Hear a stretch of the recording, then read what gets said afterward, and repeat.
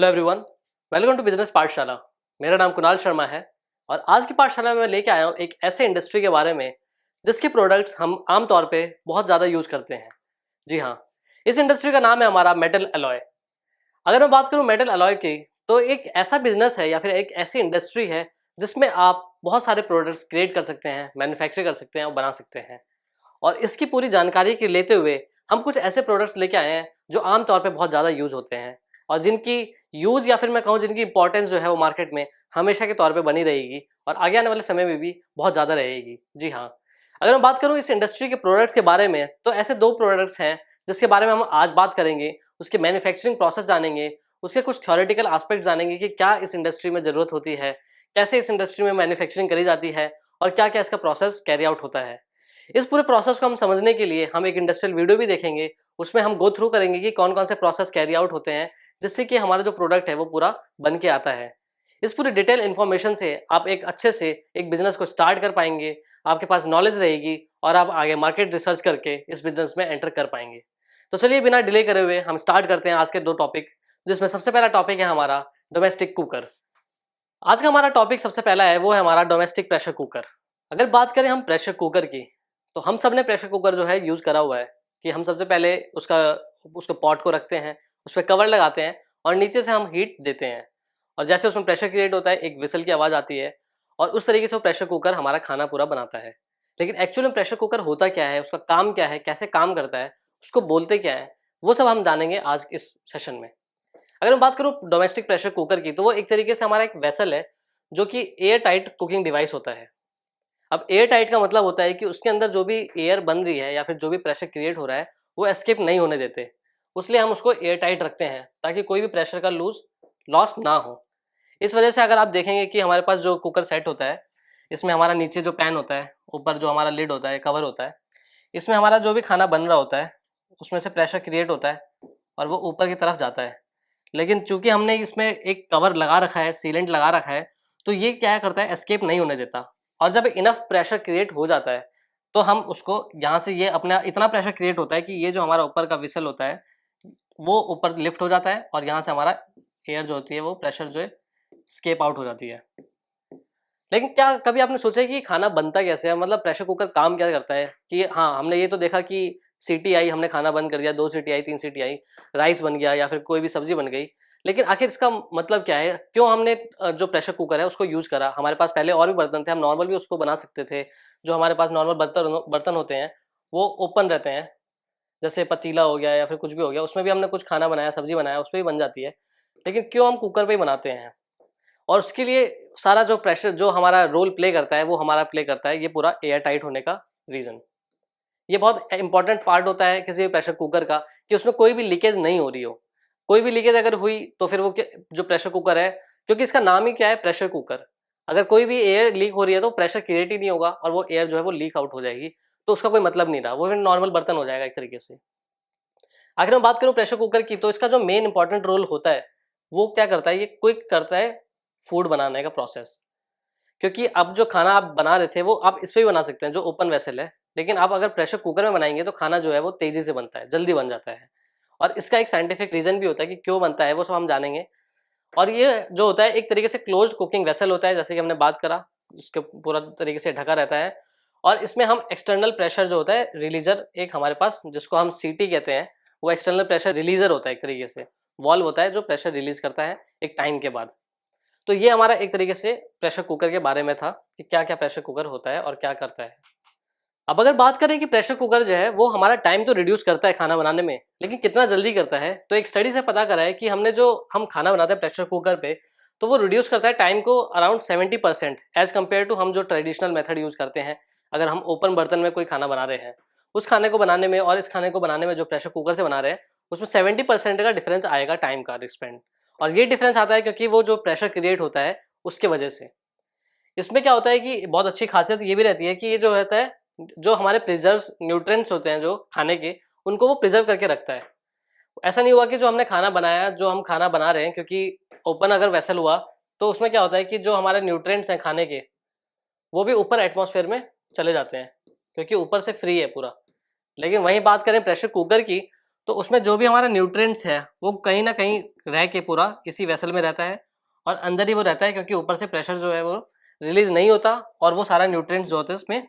बना हुआ रहता है। तो ये भी एक बहुत इंपॉर्टेंट एडवांटेज था प्रेशर कुकर का, जिस वजह से हमने प्रेशर कुकर को लाए। और ये क्या करता है कि कॉम्प्लेक्स और रिच फ्लेवर बनाता है किसी भी खाने में। अब जो भी मसाला वसाला डालते हैं उसको वो एक एनहेंस टेस्ट करता है और उसका टेस्ट जो है तो वो बढ़ाता है। और इस तरीके से अगर हम राइट मटेरियल यूज कर रहे हैं इसको मैन्युफैक्चरिंग करने में, तो हम उससे बहुत अच्छे से एक प्रेशर कुकर बना सकते हैं जिसमें जो खाना है आपका बहुत टेस्टी और बहुत ही अच्छा बनेगा। अब अगर मैं बात करूं कि इसके और क्या एडवांटेजेस हैं या फिर और क्या कैरेक्टरिस्टिक्स हैं, तो जो हमारा डोमेस्टिक प्रेशर कुकर होता है वो कहीं ना कहीं जो होता है हमारा कंजर्व करता है गैस को और इलेक्ट्रिसिटी को। क्योंकि एक एफिशिएंट खाना बनाने का जो हमारा टेक्निक होता है वो ये भी होता है कि जब कितना हम गैस, अगर हम एलपीजी सिलेंडर यूज कर रहे हैं, नॉर्मल कोई भी गैस हम यूज कर रहे हैं, तो हम कितनी गैस उसमें इनपुट दे रहे हैं और कितना हमारे पास आउटपुट जल्दी मिल रहा है। क्योंकि अगर आप कोई खाना बना रहे हैं, कोई सब्जी बना रहे हैं, उसमें आप ज़्यादा टाइम तक अगर आपको बनाना पड़ रहा है तो इसका मतलब आपको ज़्यादा गैस बर्न करनी पड़ रही है। इसका मतलब आपको ज़्यादा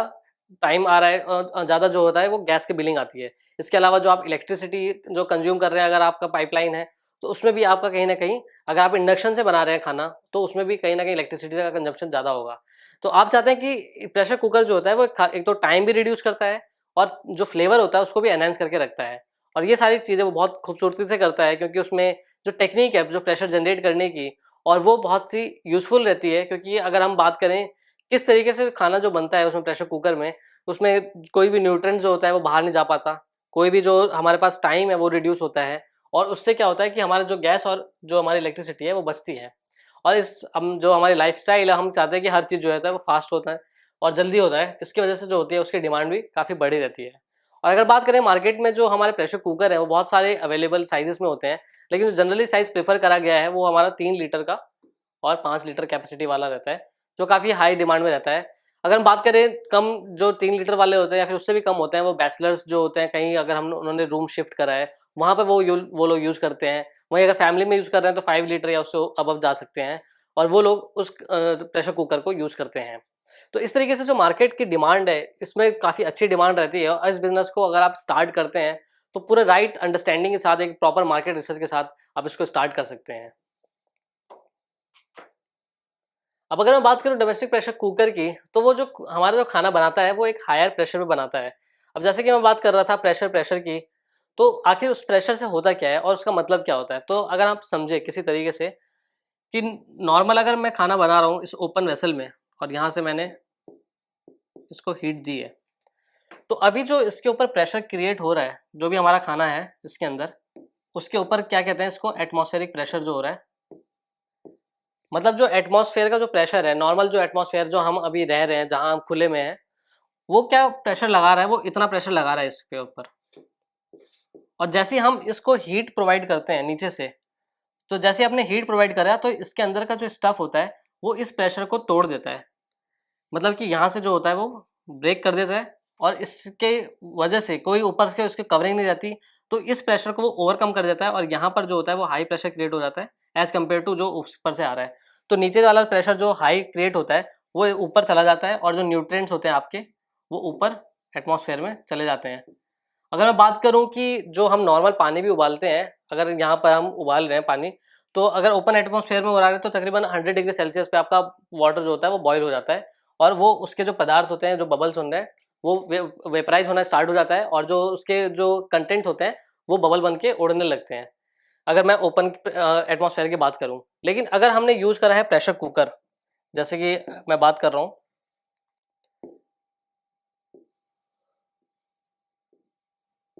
अगर हम प्रेशर कुकर यूज कर रहे हैं और नीचे से फिर हमने हीट दी है, तो अभी जो एटमॉस्फेयर प्रेशर लग रहा था वो अब नहीं लग पाएगा इस पे। लगेगा मतलब कि जो हमारा कॉन्स्टिट्यूएंट अंदर है उसके ऊपर जो एटमॉस्फेरिक प्रेशर लगना था वो अब डायरेक्ट इस पे ना लग के अब वो इसके लिड पे लगेगा, मतलब कवर पे लगेगा। और अंदर जो है वो पूरा एक तरीके से आइसोलेट हो चुका है सिस्टम, और वो सिस्टम जो है ऊपर से मतलब एटमॉस्फेयर से अलग हो चुका है, और अंदर जो है वो पूरा अंदर का प्रेशर रह रहा है, और ऊपर का जो एटमॉस्फेयर प्रेशर है वो सिर्फ ऊपर लिड पे लग जा रहा है, और इसके अंदर जो प्रेशर क्रिएट हो रहा है वो एक एडिशनल प्रेशर बन रहा है। और चूंकि वो जो प्रेशर बन रहा है, जैसे जैसे हम हीट देते जा रहे हैं तो जो प्रेशर क्रिएट होते जा रहा है वो बाहर नहीं निकल पा रहा,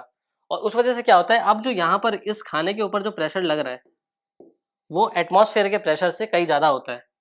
और इस वजह से क्या करता है, ऊपर का प्रेशर जो होता है वो उसको दबा के रखता है और इसको वेपर नहीं बनने देता, नीचे वाले स्टफ को या फिर पानी को वो वेपर नहीं बनने देता और उसके भाप उड़ नहीं पाते क्योंकि ये क्लोज हो गया कंटेनर। और यहाँ पर अगर मैं बात करूँ तो 100 डिग्री सेल्सियस पे जो आपका पानी बॉईल हो रहा था, वेपर बन जा रहा था, वो यहाँ पर अगर प्रेशर कुकर में बना रहे हो तो तकरीबन 121 डिग्री सेल्सियस पे आपका वो बॉईल स्टार्ट होने लगेगा। इसका मतलब ये हुआ कि ये चीज़ जो बन रहा है इसके अंदर ज़्यादा हीट है अभी,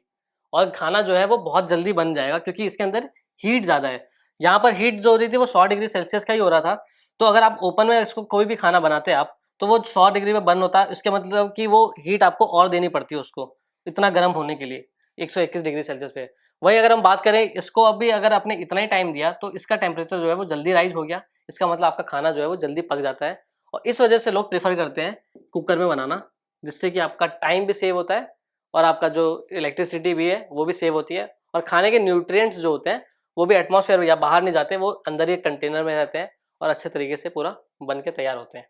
इसलिए बात करते हैं कि जो खाना बनता है वो एक हायर प्रेशर पे बन जाता है, क्योंकि प्रेशर जो है वो नॉर्मल एटमॉस्फेयर से कंपैरिजन में अब ज़्यादा प्रेशर लग रहा है इस पे और ज़्यादा हीट वो ले रहा है, कंज्यूम कर रहा है, इस वजह से जो खाना है वो जल्दी बन जा रहा है।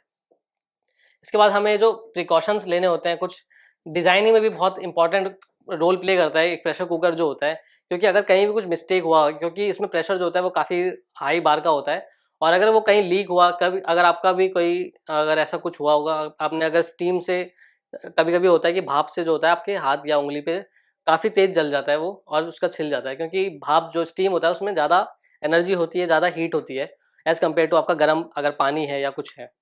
तो उस वजह से इसकी डिजाइनिंग जो होती है बहुत इंपॉर्टेंट होती है, क्या टाइमिंग है, कितना प्रेशर क्रिएट होगा जब आपका विसल जो होगा वो ब्लो हो जाएगा, क्योंकि ये विसल ब्लो होने का भी वही टेक्निक होता है कि जितना आपका ऐसा प्रेशर क्रिएट हो रहा है इस विसल का, या फिर हम जो एयर वॉल्व है जो उसका उसका एक लोड होता है, इसका एक वेट होता है, उसकी इतना वेट वो आपको दबा रखा है। अगर इस जो नीचे प्रेशर प्रेशर क्रिएट हो रहा है उसका वेट या फिर उसका फोर्स जो है इसके वेट से ज़्यादा हो गया तो ये क्या होगा, लिफ्ट हो जाएगा। तो जैसे ही यहाँ पर प्रेशर इनफ प्रेशर क्रिएट हो जाता है कि ये इस विशल को लिफ्ट कर जाए, तो ये क्या होता है, आपकी सीटी बच जाती है और आपका खाना जो होता है वो बन जाता है। और यहाँ से जैसे ये विशल ऊपर होता है तो यहाँ से पूरी एयर जो होती है वो आपकी बाहर लीक आउट हो जाती है जैसे ही वो खाना बनता है। और फिर जैसे वो सीटी नीचे आती है फिर दोबारा प्रेशर क्रिएट होते जाता है और टेम्परेचर बढ़ते जाता है, और इसका स्टीम का जो आपका वेट होता है, फोर्स होता है, वो ज़्यादा हो जाता है और विसल को ऊपर कर देता है, और इस वजह से आपका दोबारा सीटी आती है, 2 सीटी 3 सीटी, और इस वजह से खाना जो है वो जल्दी जल्दी बन जाता है।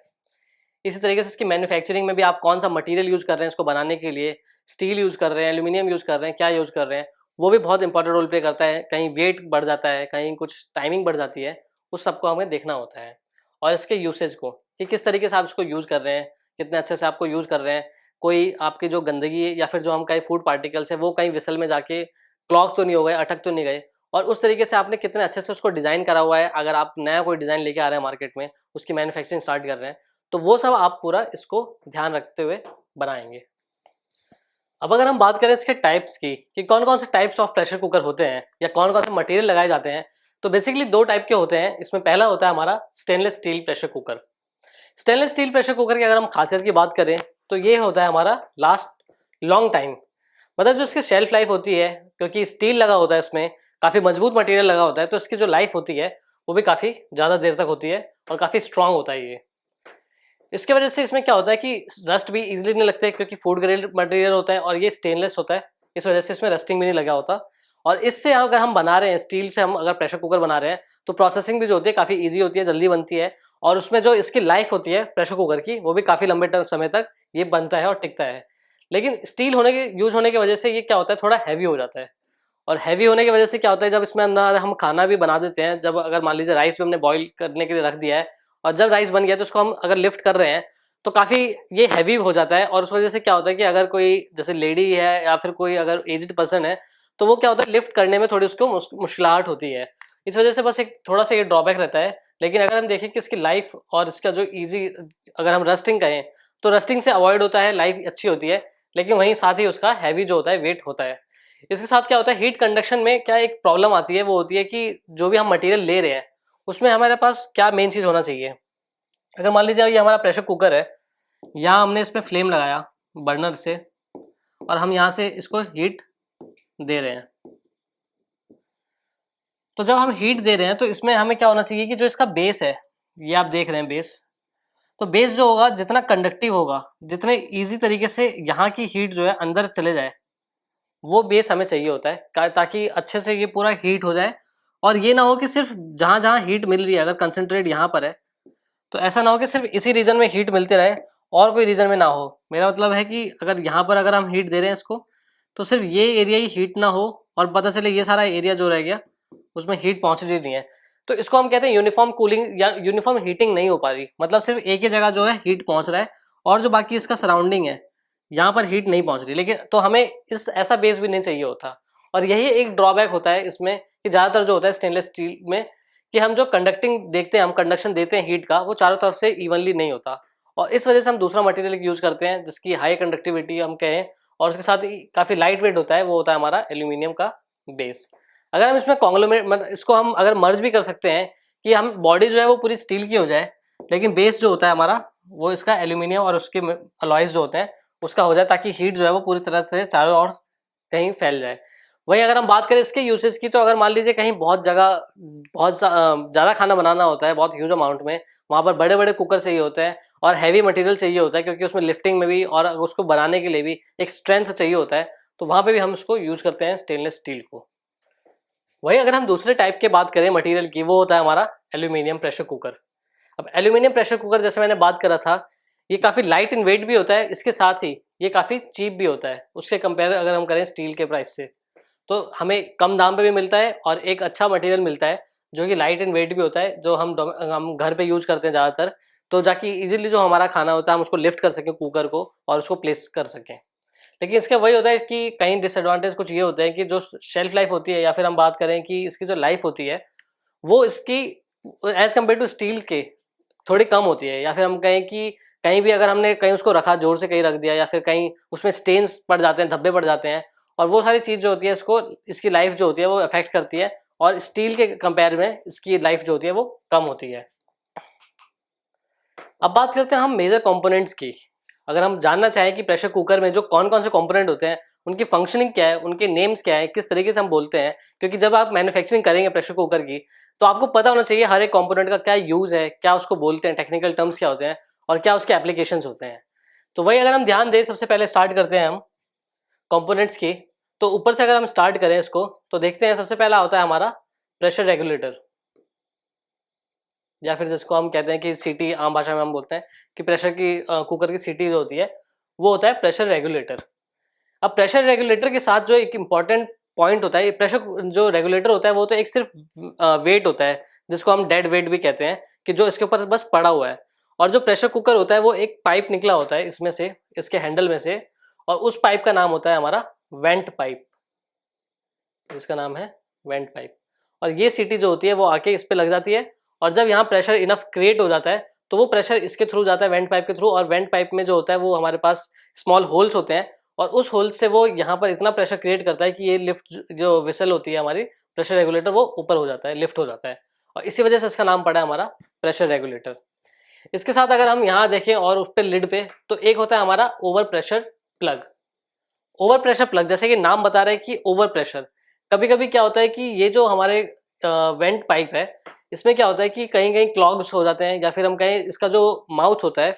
वो ब्लॉक हो जाता है, क्योंकि कोई पार्टिकल जो जैसे फूड हम बना रहे हैं, कोई वेपराइज होके या फिर कोई गंदगी की वजह से रखे रखे काफ़ी टाइम यूज करने के बाद ये क्या होता है, ये क्लॉग हो गया, मतलब इसका मुंह बंद हो गया। अब अगर यहाँ मुंह बंद हो गया तो मतलब प्रेशर जो है अंदर ही क्रिएट हो जाएगा, और इतना प्रेशर अगर क्रिएट हो गया जो इसके मटीरियल को भी फाड़ सकता है, यानी अगर हमने स्टील लगाया या फिर एल्यूमिनियम लगाया, तो कहीं ना कहीं एक एक्सप्लोजन हो जाएगा। और इस वजह से क्या होता है, कभी कभी आपने सुना होगा कि प्रेशर कुकर फट गया, या फिर इसको एक्सप्लोजन के तौर पे भी यूज करते हैं। इसको अवॉइड करने के लिए एक हम सेफ्टी साइड लेके चलते हैं, और वहाँ हम यूज करते हैं ओवर प्रेशर प्लग।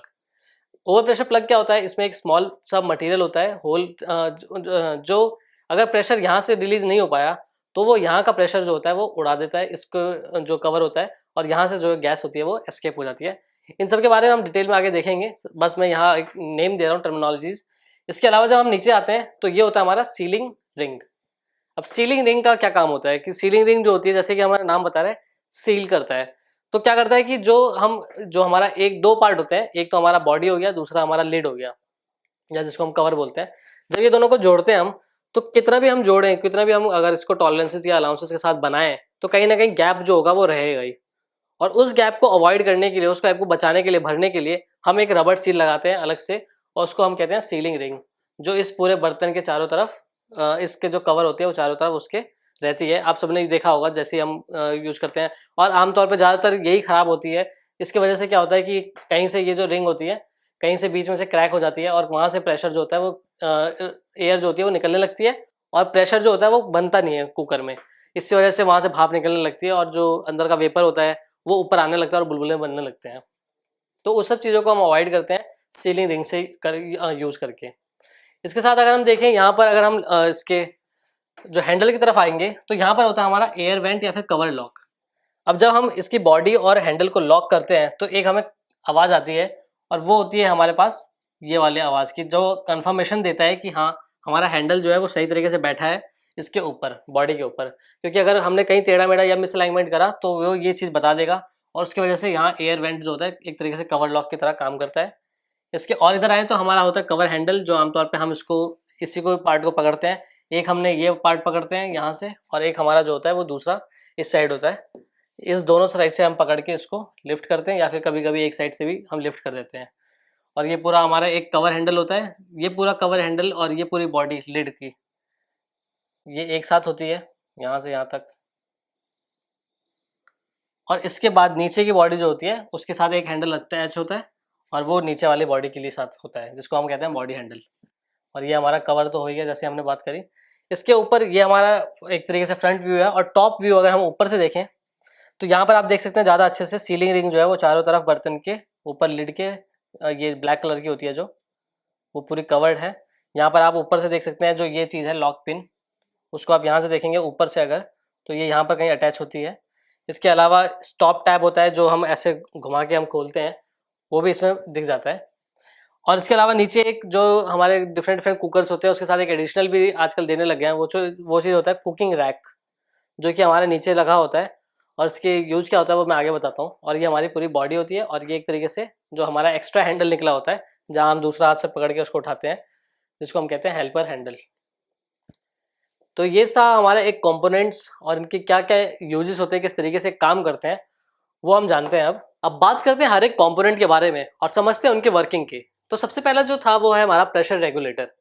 अब प्रेशर रेगुलेटर जैसे मैंने बोला था, इसको जो टेक्निकल टर्म है वो तो प्रेशर रेगुलेट करना होता है। क्योंकि किसी भी तरीके से अगर हम प्रेशर रेगुलेटर की बात करें, जैसे हम वॉल्व भी होते हैं उसको हम ओपन क्लोज करते हैं, तो एक तरीके से वो प्रेशर को रेगुलेट करते हैं। मतलब कि अगर प्रेशर बहुत ज़्यादा क्रिएट हो रहा है एक सफिशिएंट अमाउंट लिमिट से, तो वो प्रेशर जो है वो वॉल्व जो है वो खुल जाएगा, यानी कि ये जो इसकी सीटी है वो खुल जाएगी, ओपन हो जाएगी, और प्रेशर जो है वो रिलीज हो जाएगा। फिर जब सीटी नीचे आएगी फिर उतना प्रेशर क्रिएट होगा, और फिर जो है सीटी प्रेशर से रिलीज हो जाएगी। तो एक तरीके से ये काम होता है प्रेशर रेगुलेटर का। इसके अगर और बात करें तो इसमें जो प्रेशर जनरेट होता है, या फिर अगर हम बात करें प्रेशर जो होता है 15 पाउंड का ये प्रेशर बना के रखता है इसके वेसल के अंदर, अगर हम किसी एनक्लोजर की बात करें प्रेशर कुकर के। अब बात करते हैं कि जो अमाउंट ऑफ प्रेशर जो है इसमें क्रिएट होता है, वो होता है कि एक बहुत सफिशिएंट अमाउंट में एक राइट अमाउंट ऑफ प्रेशर होना चाहिए। क्योंकि ये डिपेंड करता है क्या आपका वेट है इस विसल का। क्योंकि जो भी हमें प्रेशर क्रिएट हो रहा है अंदर, उसका मेन काम है विसल को लिफ्ट करना, यानी कि जो सीटी है उसको लिफ्ट करना। और लिफ्ट तभी करेगी जब एक सर्टेन अमाउंट ऑफ वेट को वो काउंटर कर पाएगी। अगर मान लीजिए कोई हमने जो इसकी सीटी है या फिर रेगुलेटर है वो ज़्यादा हैवी बना दिया, और वो उतना प्रेशर क्रिएट नहीं कर पा रहा, या फिर कुछ ज़्यादा ही प्रेशर क्रिएट कर गया और बहुत देर बाद सीटी आई, तो क्या पता आपका खाना जो है वो जल भी सकता है, और बहुत अगर लंबे टाइम तक रहा तो खाना खराब भी हो जाएगा, मतलब जल के, क्योंकि उसमें हीट जो है वो बहुत ज़्यादा पहुंच जाएगी। तो एक सफिशिएंट अमाउंट में, एक राइट अमाउंट में वेट होना चाहिए उस प्रेशर रेगुलेटर का, और उतना ही प्रेशर वो क्रिएट करना चाहिए ताकि वो अच्छे से पूरा बैलेंस करे और लिफ्ट आउट कर सके। इसके साथ जैसे मैंने बात करा था, प्रेशर रेगुलेटर जो होता है वो जिस पाइप के ऊपर रखा हुआ होता है वो होता है हमारा वेंट पाइप। अब ये आपने देखा होगा कि कभी कभी जो हमारे कुकर खराब भी हो जाता है, तो कुकर बनाने वाले जो आते हैं वो कहीं ना कहीं इस वेंट पाइप को क्या करते हैं, वो साफ करते हैं। क्योंकि यहाँ की इसकी जो ओपनिंग है, यहाँ पर आप देख सकते हैं एक ओपनिंग, और यहाँ पर जो डिफरेंट डिफरेंट नोजल्स जो होल्स होते हैं, उससे ये हमारा जो होता है वो इसके अंदर फिट होता है, एक कुकर के अंदर पार्ट जाता है और एक जो होता है वो इसके ऊपर रेगुलेटर सिट करता है। तो जहां से जब प्रेशर इतना रिलीज होता है, तो जब भी enough amount of pressure create हो जाता है तो फिर ये क्या करता है कि यहाँ से जो पूरी हमारे पास जो स्टीम बनते हुए आ रही है वो इस जो विसल होती है हमारी उसको लिफ्ट आउट करती है और जो प्रेशर होता है वो रिलीज होता है यहाँ से, और इससे हमारी जो होती है हम कहते हैं सीटी आ गई। तो उससे हमारा ये मतलब होता है कि जो इसका जो जितना भी प्रेशर क्रिएट हुआ उसने लिफ्ट करा और प्रेशर जो है हमारा रिलीज हो जाता है। तो इस पाइप में भी हमें ये ध्यान देना होता है कि हम इतना इनफ इसका जो स्ट्रेंथ होती है वो हार्ड मटेरियल का होना चाहिए, जो स्टीम जो उतनी जो इसमें टेम्परेचर इतना ज़्यादा होता है उसको भी कैरी आउट कर पाए। इसके जो अंदर का मटेरियल है वो भी अच्छे से सरफेस फिनिश जो है उसकी भी अच्छे से पॉलिश होने चाहिए, क्योंकि ये भी ना हो कि इसमें से जो पार्टिकल है वो निकलने लगे और इसके पार्टिकल कहीं हमारे खाने में जाके मिल के कहीं और उसको रिएक्ट ना करें। तो ये सब ध्यान देना होता है हमें जब हम रेगुलेटर जो या कहें वेंट पाइप बनाते हैं। इसके कितने होल्स होते हैं, कितने डायमेंशन के होल होने चाहिए, क्या साइज होना चाहिए, वो सब हमें पूरा ध्यान से रखना होता है। तो एक तरीके से पार्ट है हमारे रेगुलेटर का जो प्रेशर को कंटेन करके रखता हुआ है और एक सफिशिएंट अमाउंट प्रेशर होने पे ये रिलीज आउट कर देता है। इसके बाद हम बात करते हैं एयर वेंट का। एयर वेंट जो हमने बोला था, एयर वेंट एक तरीके से लॉक का मैकेनिज्म भी बताता है। वो बताता है कि हम किस तरीके से पूरा हमारा जो प्रेशर अंदर क्रिएट हो रहा है और उसकी जो लिड हम कवर कर रहे हैं, जो हमारे बॉडी और लिड को कवर कर रहे हैं, वो अच्छे से लॉक्ड है या नहीं, अलाइंड है या नहीं। और जैसे ही वो लॉक होता है पूरा अच्छे से, तो उसमें क्या होता है, एक अच्छे से हमें आवाज़ आती है और वो उससे हमें कंफर्म पता चलता है कि जो हमारा कुकर है वो पूरा फर्म तरीके से टाइट हो चुका है, कनेक्ट हो चुका है। और जब भी हम उसमें प्रेशर लगाएंगे या फिर जब भी हम उसको टेम्परेचर देंगे तो सफिशिएंट अमाउंट में एक प्रेशर क्रिएट होगा और वो अमाउंट ऑफ प्रेशर रिलीज होगा और उससे हमारा जो वर्किंग है पूरी हमारे खाने की वो अच्छे से बनेगा और पूरा हमारा कंप्लीट हो जाएगा प्रोसेस। ये हमारे एक इसमें भी हेल्प करता है कि जो हमारा जो प्रेशर कुकर जो हो रहा है, अगर बहुत ज़्यादा प्रेशर क्रिएट हो गया और प्रेशर रिलीज नहीं हुआ तो क्या हो सकता है कि प्रेशर एक्सप्लोड भी हो सकता है या फिर हम कहें कुकर जो है एक्सप्लोड भी हो सकता है। तो जो sufficient amount of pressure release करना होता है हमें, तो उसके लिए भी हम ये इसको यूज करते हैं एयर वेंट को, जिससे कि प्रॉपर एयर आती रहती है और निकलती रहती है उससे, ताकि एक प्रॉपर जो है फ्लो बना रहे और हमें कोई भी ऐसा ना हो कि बहुत ओवर एक्सेस प्रेशर में क्रिएट हो गया है या फिर बहुत कम प्रेशर क्रिएट हो गया है, उसका ये पूरा देख रेख करते हैं। इसके बाद जब मैं बात करूँ सीलिंग रिंग की, तो जैसे मैंने बात करा था, जब हम मेन बॉडी को प्रेशर कुकर के लिड से हम जोड़ते हैं तो कहीं ना कहीं बीच में होल रह जाता है और उस होल को, ये गैप को कवर करने के लिए हम बनाते हैं सीलिंग रबड़, सीलिंग रिंग। और ज़्यादातर हम देखते हैं कि जो हमारी सीलिंग रिंग होती है यही एक मेन पार्ट होता है कि जब हमारा प्रेशर कुकर जो होता है वो प्रेशर नहीं बना रहा होता तो हम इसको यूज करते हैं और एक नई रबड़ लगाते हैं। और जैसे हम नई रबड़ लगाते हैं तो फिर वो प्रेशर कुकर हमारा जो है वो दोबारा से काम करने लगता है। और वही चीज़ होता है कि जब भी हमारा प्रेशर कुकर और ये हमारा लिड है, इसके बीच में जो गैप रह गया है, यहाँ पर कवरिंग हो गई है, उसको ये पूरा कवर अप करता है, पूरा ब्लॉक करता है, पूरा सील कर देता है, ताकि जो प्रेशर अंदर क्रिएट हो रहा है वो पूरा अंदर ही रहे और ऊपर ना जा पाए, मतलब साइड से ना निकले। साइड से निकलेगा तो फिर वही होगा, वेपर आने लगेंगे, बुलबुले बनने लगेंगे और आपका खाना जो है वो सही से बन नहीं पाएगा।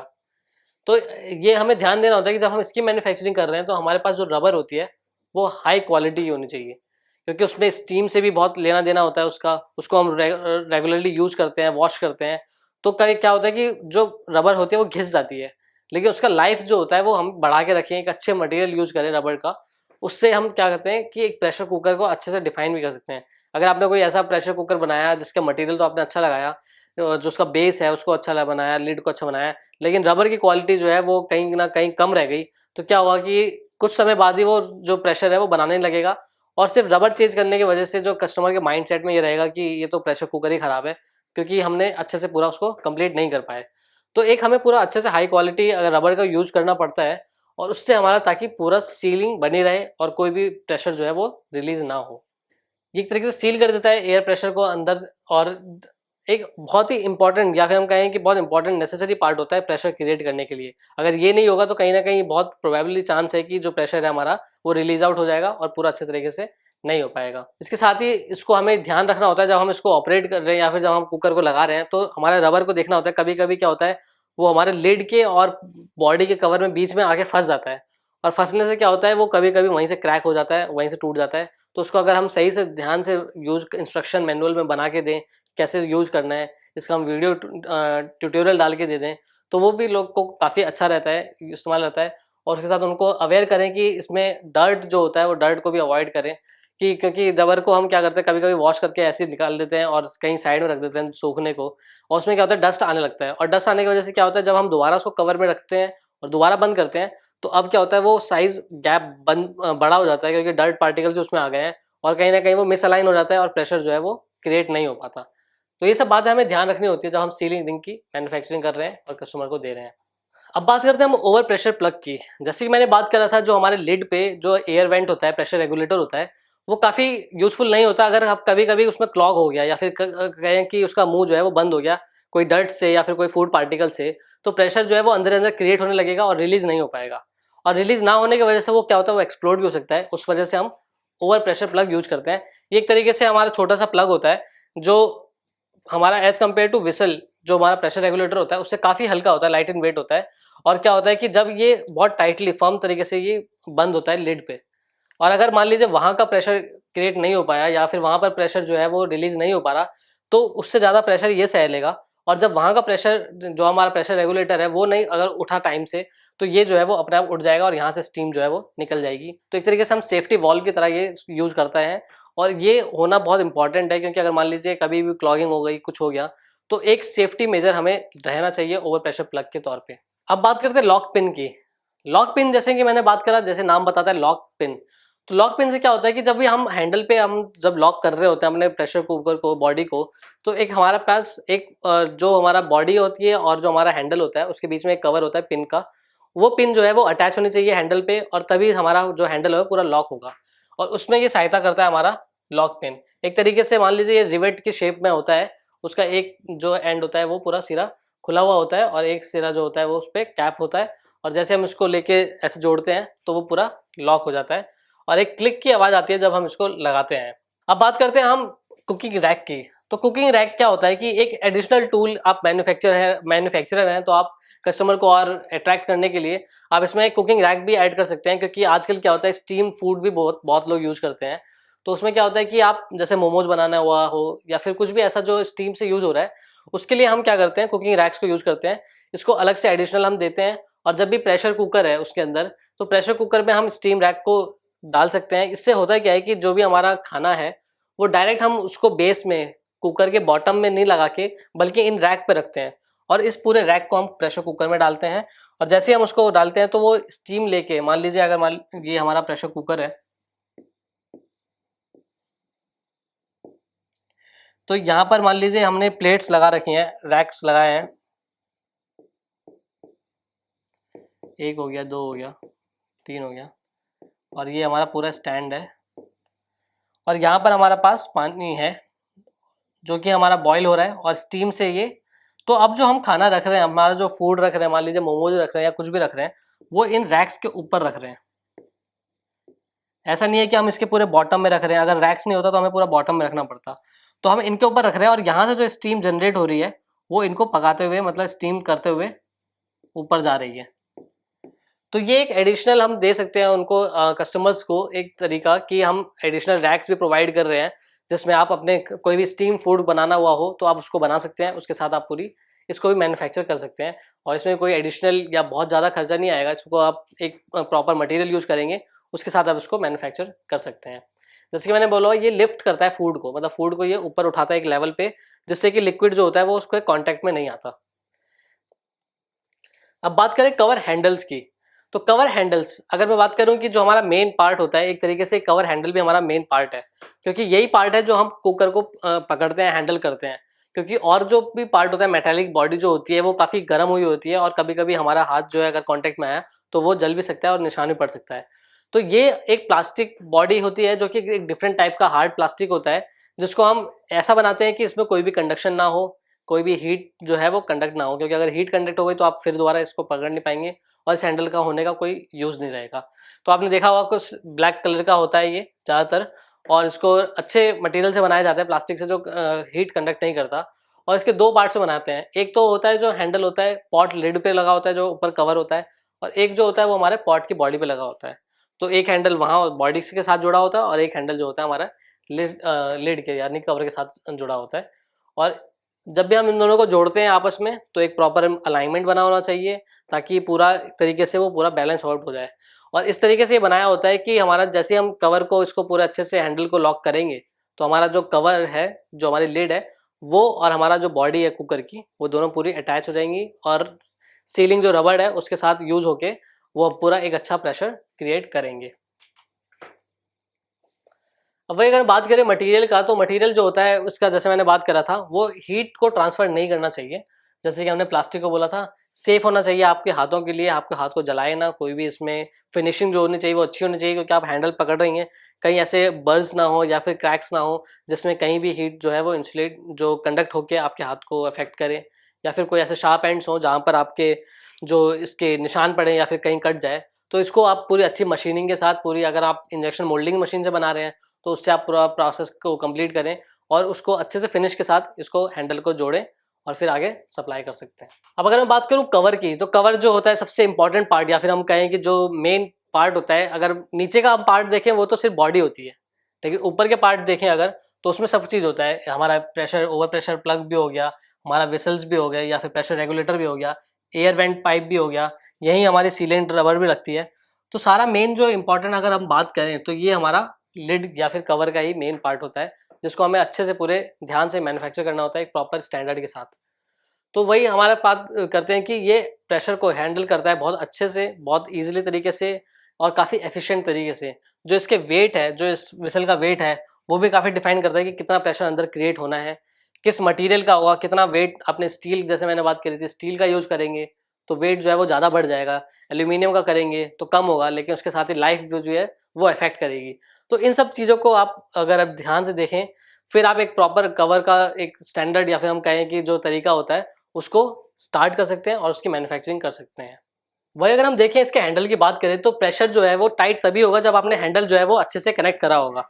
जब आप हैंडल को अच्छे से कनेक्ट करेंगे तभी एक प्रेशर जो है वो इनफ क्रिएट होगा। और वो भी बहुत इफेक्ट करता है कि आपका कहीं एक्सप्लोजन ना हो जाए, क्योंकि अगर ओवर प्रेशर हो गया, आपने हैंडल की अलाइनमेंट सही नहीं रखी, तो प्रेशर जो है वो अंदर क्रिएट होता जाएगा और बहुत ज़्यादा क्रिएट होने की वजह से वो कभी कभी जो होता है वो एक्सप्लोड भी कर सकता है। हालांकि वो चांसेस बहुत कम होते हैं, क्योंकि जो हमारा मटेरियल जो होता है वो खुद ही इतना स्टैंडर्ड का होता है, या फिर अगर स्टील की बात करें, एल्यूमिनियम की बात करें, तो उनमें स्ट्रेंथ इतनी होती है कि वो एक्सप्लोजन जो है वो बहुत टाइम बाद होगा, या फिर बहुत ही कोई मिस हैपनिंग हुई, या फिर बहुत ज़्यादा प्रेशर क्रिएट हो गया, तभी हो सकता है वो चांसेस, लेकिन वो बहुत कम चांसेस होते हैं। लेकिन तब भी हम अपनी तरफ से पूरी सेफ्टी के साथ इसको बनाते हैं, मैन्युफैक्चर करते हैं, स्टैंडर्ड के मटेरियल के साथ यूज करते हैं और अच्छे रॉ मटेरियल्स को यूज करते हैं, तब जाके हम इसके पूरे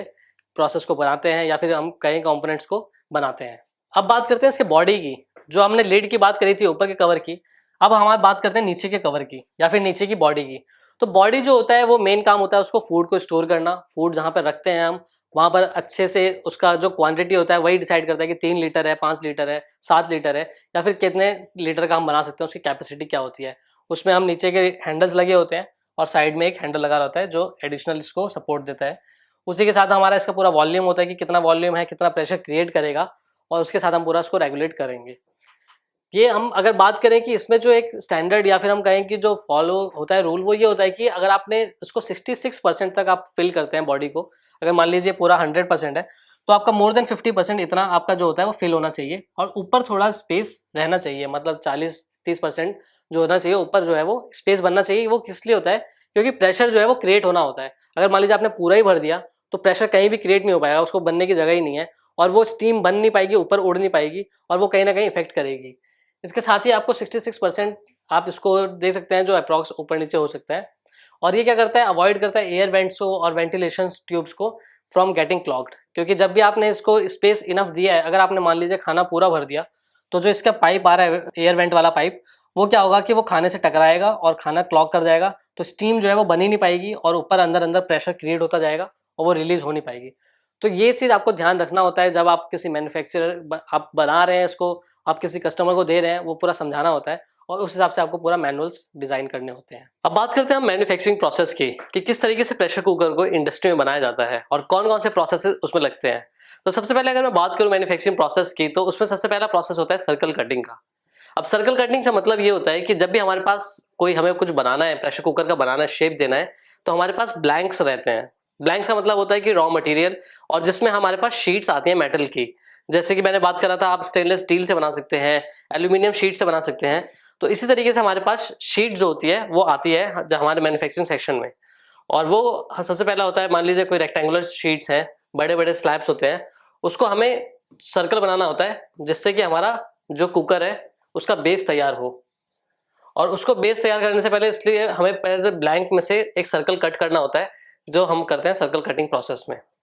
अब सर्कल कट हो जाता है। अब सर्कल जो कट होता है उसकी थिकनेस भी होती है कुछ। मान लीजिए अगर ये हमारा सर्कल है और ये शीट हमारी इतनी मोटी है,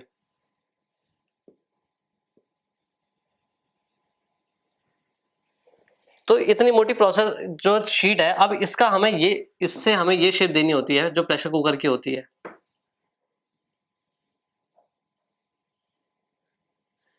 एक फॉर्म है ये ऐसा। तो सर्कल से हमें इस प्रोसेस में करना होता है जिसमें कि हमारी जो हाइट होती है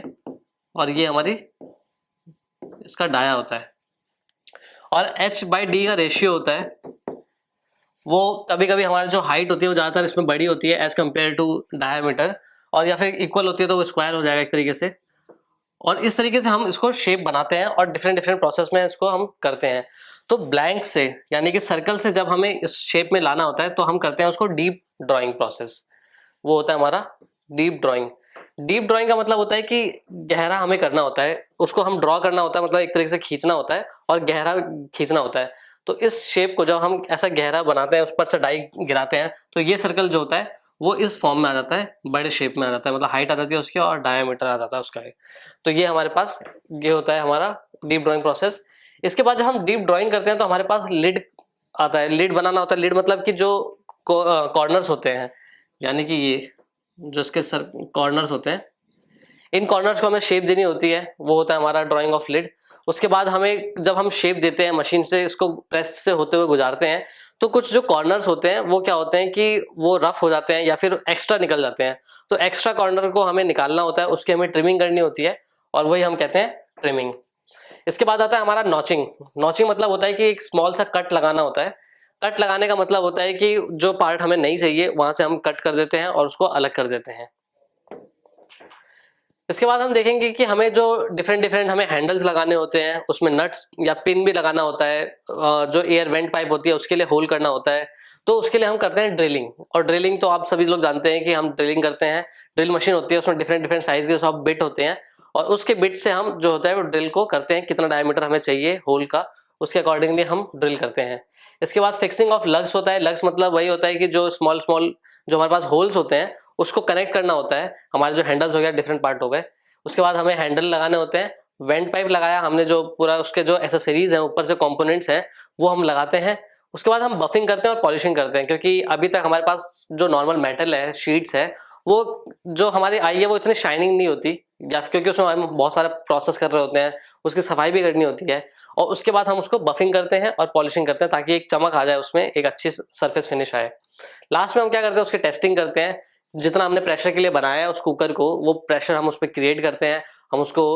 उसमें पानी डाल के या फिर किसी भी तरीके से हम उसको हीट देके उतना प्रेशर क्रिएट करते हैं। फिर हम उसकी टाइमिंग देखते हैं कि इस टाइम पे या फिर करेक्ट प्रेशर पे वो जो विसल है, ये जो एयर रेगुलेटर है, प्रेशर रेगुलेटर है, वो लिफ्ट हो रहा है या नहीं हो रहा। और पूरी जब सेटिस्फेक्शन से हम पूरा कर लेते हैं टेस्टिंग, उसके बाद हम इसको पैकेजिंग करते हैं और आगे हम इसको मार्केट में सेल आउट कर देते हैं। तो ये हमारा थ्योरेटिकल था कि किस तरीके से मैन्युफैक्चरिंग करी जाती है, लेकिन एक्चुअल जो इंडस्ट्री में जो इंडस्ट्री में किस तरीके से बनाया जाता है हमारे प्रेशर कुकर को, और ये सारी प्रोसेस कैसे कैरी आउट करते हैं, वो हम देखते हैं इस वीडियो के थ्रू। चलिए देखते हैं कि इंडस्ट्री में किस तरीके से प्रेशर कुकर को बनाया जाता है। यहाँ पर आप देख सकते हैं, यहाँ पर जो वर्कर्स हैं डिफरेंट डिफरेंट, जो सबसे पहले क्या करते हैं कि ब्लैंक लेके आते हैं और ब्लैंक में से सर्कल को कट आउट करते हैं और एक जगह स्टैक आउट करते हैं। यहाँ पर आप देख सकते हैं कि जो भी ब्लैंक्स थे, हमारे शीट्स थी, ये सारी शीट्स हैं, और इस शीट्स को हमने सर्कुलर कट करके एक पूरा इकट्ठा करा है। इसके बाद जब हम ब्लैंक हमारे पास आ जाता है, एक सर्कुलर कट हो जाता है, इसके बाद जो दूसरा प्रोसेस होता है हमारा, वो होता है डीप ड्राइंग का। मतलब वो जो सर्कल शेप थी उससे हमें एक पूरा कुकर का शेप देना होता है। वो हम करते हैं कि हम जो ब्लैंक होता है उसको नीचे रखते हैं डाई पे, और फिर ऊपर से एक डाई आती है, उसको डीप ड्रॉ करते हुए जाती है और हमें एक शेप दे देती है कुकर की। आप देख सकते हैं यहाँ पर ये नीचे आई डाई और इसने एक शेप दे दिया। जब ये शेप बन जाती है, इसके बाद ये जो यहाँ से एक रैम होता है वो उसको लिफ्ट करता है और वो आगे धकेल देता है ताकि दूसरा प्रोसेस जो है वो कैरी हो सके, दूसरा ब्लैंक जो है वो डीप ड्रॉ हो सके। जब डीप ड्रॉइंग हो जाती है उसके बाद जो हमारे पास जो आप देखेंगे कि डिफरेंट डिफरेंट नॉचेस बने होते हैं। जो मैं नॉच की बात कर रहा था, या फिर हम बात कर रहे हैं कि जो एजेस होते हैं, उस एजेस को हम ट्रिम आउट कर लेते हैं, जो कि एक्स्ट्रा बचा होता है, ताकि फिर हमारे पास जो हमें रिक्वायर्ड है उस शेप का ये आउटर बाउंड्री हमारे पास बचे, ताकि जो एक्स्ट्रा भी जो हमने ट्रिमिंग करी है, जो हम प्रेस से गुजार रहे हैं, तो एक शीट में से कुछ पार्ट निकल रहा है ब्लैंक में से और उसको डीप ड्रॉ हो रहा है, तो जो कॉर्नर्स होते हैं वो एक्स्ट्रा बच जाते हैं। उस कॉर्नर्स को हमें हटाना होता है, और हटाने के बाद हमारे पास जो कॉर्नर्स बचते हैं वो कुछ इस तरीके से दिखते हैं। ये पूरा कुकर जो था हमारा डीप ड्रॉ हो गया है, और बाहर इसके जो एजेस थे वो भी बच गए हैं। अब जब हमारे पास ट्रिमिंग भी हो जाती है और डीप ड्राइंग भी हो जाती है, तो हमें क्या होता है कि एक पूरा प्रॉपर शेप देना होता है और प्रॉपर फिनिशिंग भी देनी होती है। तो उसके लिए हम इसको एक मैंडलेट पे या फिर हम उसको एक रोटेटिंग एक्सिस पे घुमाते हैं, जिसमें जो हमारा कुकर होता है वो घूमता हुआ जाता है, और यहाँ से जो एक वर्कर होता है वो हैंड टूल से इस पे एक शेप देता हुआ जाता है, जो राउंड राउंड उसको पूरा परफेक्ट राउंड शेप बनाता है और उसकी फिनिशिंग को भी सुधारता है। आप देख सकते हैं ये आगे पीछे इसको मूव करता है, और अगर मान लीजिए कोई मोटा हमें थिकनेस मिली है, उसको हमें कम करना होता है, तो हम इसको ऐसे रोटेट करते हुए जाते हैं ताकि वो और पतला होते जाए और वो हमें पूरे एक परफेक्ट शेप मिल जाए। अब परफेक्ट शेप मिलने के बाद अब हमारा काम होता है कि क्योंकि हमने बॉडी तो बना लिया, अब हमें उसका काम होता है लिड का, यानी कि ऊपर के पार्ट का, कवर का। उस कवर को हम बनाते हैं, उसके लिए भी हम पहले प्रेसिंग मशीन में डालते हैं उसको, उसके शेप देते हैं, और उसमें जो डिफरेंट डिफरेंट हमें होल्स करने होते हैं उसको ड्रिल आउट करते हैं, और वो प्रोसेस से कैरी आउट करते हैं। यहाँ पर आप देख सकते हैं कि किस तरीके से हम डिफरेंट डिफरेंट होल्स जो थे उनको हमने यहाँ से पिन्स डालते हैं और उनमें ज्वाइन करते हैं। इसके बाद जो होता है हमारा जो हैंडल्स लगाने होते हैं वो ब्लैक जो होते हैं, जनरली प्लास्टिक कलर के होते हैं। उसको हम ड्रिल मशीन से एक जो रोटेटिंग, उसमें जो रोटेशन होता है, कितना रोटेशन पे स्क्रू टाइट होना है, उससे हम रोटेट करते हैं और हैंडल को हम पूरा फर्मली ज्वाइन करते हैं। यहाँ पर आप देख सकते हैं कि किस तरीके से जो लिड बन रहा था ऊपर का, वो नीचे एक डाई है और ऊपर एक डाई है, और ऊपर से वो डाई आती है, प्रेशर लगाती है और उसको शेप देके फिर वो ऊपर चले जाती है, और हमारा जो ऊपर का लिड होता है वो तैयार हो जाता है। ये आप देख सकते हैं यहाँ पर डिफरेंट डिफरेंट जो होल्स होने के बाद ये पूरा तैयार हो गया है। इसके बाद हम अगर सीएनसी या फिर लेथ मशीन में भी कुछ काम करना होता है, या फिर कुछ डायमेंशन हमें कम ज्यादा करनी होती है, वो हम यहाँ पर कर सकते हैं, या फिर डिफरेंट डिफरेंट जो उसके थ्रेड या कुछ बनाने होते हैं वो भी हम यहाँ पर कैरी आउट कर देते हैं। यहाँ से लिड उठ जाता है और पूरा उसके बाद पूरी वॉशिंग होती है, अच्छे से पूरा एक फिनिशिंग देनी होती है, वो पूरा कंप्लीट होता है इस प्रोसेस में। यहाँ पर जो साफ होके इसको हम फिर लास्ट में टेस्टिंग करनी होती है, उस टेस्टिंग करके हम पूरा इसको पैकेजिंग करते हैं। टेस्टिंग के लिए भी हम सफिशिएंट एक प्रेशर मीटर लगाते हैं, वो यहाँ से प्रेशर क्रिएट होता है और वो इंडिकेट करता है कितना PSI है, कितना बार पे उसको हमें जो ऑपरेट करना है वो पूरा ऑपरेट हो रहा है, और अगर वो सफिशिएंट रिक्वायरमेंट पे पहुंचा है, उतने प्रेशर पे पहुंच रहा है तो सही है। उस टाइम पे इस विसल जो होती है, प्रेशर रेगुलेटर होता है, उसको लिफ्ट अप हो जाना होता है। अगर वो हो रहा है तो सक्सेसफुल है, नहीं हो रहा तो फिर उसको हम रिजेक्ट करते हैं और दूसरे पीस पे काम करते हैं। तो ये था हमारा पूरा जो किस तरीके से हम प्रेशर कुकर को बनाते हैं और किस किस प्रोसेस से हम इसको गुजारते हैं, कैसे हम ब्लैंक डाई से या फिर ब्लैंक जो होता है इसका सर्कुलर डाई, उस वहां से हम उसको लेके इसको पूरा प्रेशर कुकर को बनाते हैं, उसके लिड्स को बनाते हैं, कवर्स को बनाते हैं, और पूरा एंड में टेस्टिंग करके मैन्युफैक्चरिंग करके हम आगे मार्केट में सप्लाई करते हुए। चलिए बात करते हैं हमारे दूसरे टॉपिक की, जो है हमारा क्रोम प्लेटिंग। अब क्रोम प्लेटिंग क्या होता है? क्रोम प्लेटिंग होता है एक ऐसी परत जो होती है हम चढ़ाते हैं किसी मेटल पे या फिर किसी जो शाइनिंग सरफेस बॉडी पे हो, ताकि उसका जो टेक्सचर है वो इम्प्रूव हो, उसकी जो रस्टिंग है वो अवॉइड हो, और जो हम किस तरीके से एक अपना जो एस्थेटिक लुक है किसी भी जो मटेरियल है, जो मेटल है, उसको हम और एनहेंस कर सकें और बढ़ा सकें।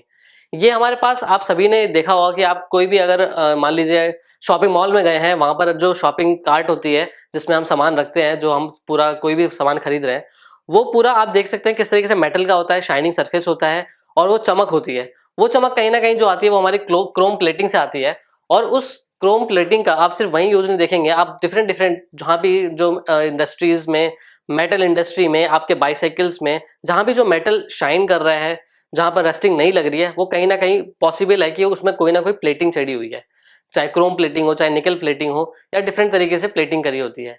तो अगर क्रोम प्लेटिंग की बात करें तो किस तरीके से ये बिजनेस जो है इतना ग्रो हो रहा है, क्योंकि अगर मैं बात करूं मेटल्स एंड अलॉय की, तो मेटल एंड अलॉय जो बिजनेस है उसमें नए नए प्रोडक्ट्स आते जा रहे हैं, डिफरेंट डिफरेंट उसमें जो होते हैं कि हमारे पास कोई ना कोई नए टूल्स बन के आ रहे हैं जिसकी प्लेटिंग हमें रिक्वायर्ड होती है। और बहुत सी ऐसी प्लेटिंग की रिक्वायरमेंट जो होती है वो हमारे पास कहीं ना कहीं जो मैन्युफैक्चरर होते हैं या फिर जो मशीन सप्लायर होते हैं वो कोई आउटसोर्स करते हैं, क्योंकि इंडिया में बहुत मतलब अगर बात करें कि एक अच्छे तरीके से जो क्रोम प्लेटिंग होनी होती है या फिर डिफरेंट टाइप्स ऑफ प्लेटिंग होती है वो बहुत कम होती है। और अगर मान लीजिए कोई मैं अगर मैन्युफैक्चरिंग स्टार्ट कर रहा हूँ किसी भी पार्टिकल की या किसी भी चीज़ की, मान लीजिए हैंड टूल की, मैं अगर प्लायर बना रहा हूँ तो प्लायर बनाने के लिए फिर मैं चाह रहा हूँ कि उसके ऊपर एक अच्छी कोटिंग हो जाए ताकि ताकि जो रस्टिंग है वो ना लगे। और इसको अगर मैं बात करूं कि रस्टिंग ना लगे और मैं प्लेटिंग का पूरा एक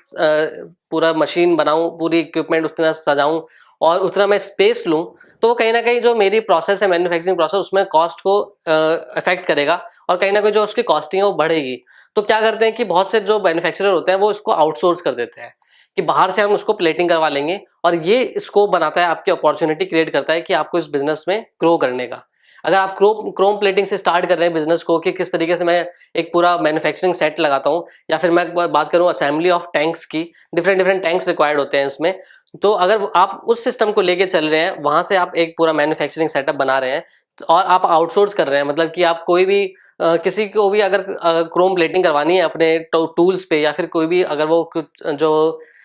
टूल्स जो मैन्युफैक्चर कर रहा है तो वो आपको कांटेक्ट कर सकता है और आप उसकी क्रोम प्लेटिंग पूरी कंप्लीट कर सकते हैं। तो उसी को हम आज समझेंगे कि क्रोम प्लेटिंग जो होता है वो बिजनेस इतना हम कैसे इसको यूज कर सकते हैं, क्या इसकी टेक्नोलॉजीज होती हैं, किस तरीके से इसको हम प्लेटिंग को स्टार्ट कर सकते हैं और कैसे हम इसको एक अच्छा बिजनेस ग्रो कर सकते हैं। तो उससे पहले हम समझते हैं कि क्रोम प्लेटिंग क्या होता है। तो क्रोम प्लेटिंग जो होता है वो एक तरीके से होता है कि हमारी इंप्रूव करता है सरफेस फिनिश को, क्योंकि ये मैटर नहीं करता कि आपने कितना अच्छा या कोई भी आप कैसे भी, अगर आपने कोई एक नया टूल बनाया है, नया कुछ भी बनाया है अगर मेटल से रिलेटेड, अगर वो शाइन नहीं कर रहा है, अगर उसमें रस्ट लग जा रहा है, तो वो कहीं ना कहीं अपनी फंक्शनैलिटी को डिफाइन नहीं कर पा रहा और वो इफेक्ट कर रहा है कि आपके जो कस्टमर्स हैं, जो क्लाइंट्स हैं, उनको भी वो कहीं ना कहीं इफेक्ट करेगा, आपके सेल आउट नहीं होगा। और इसलिए लोग चाहते हैं कि जो भी हम बना रहे हैं, जो भी यूटेंसिल्स या फिर जो भी हम जो मशीनरीज टूल्स बना रहे हैं, उसमें एक अच्छी प्लेटिंग हो ताकि जो उसका वर्किंग है, जो उसकी लाइफ है, वो और बढ़े।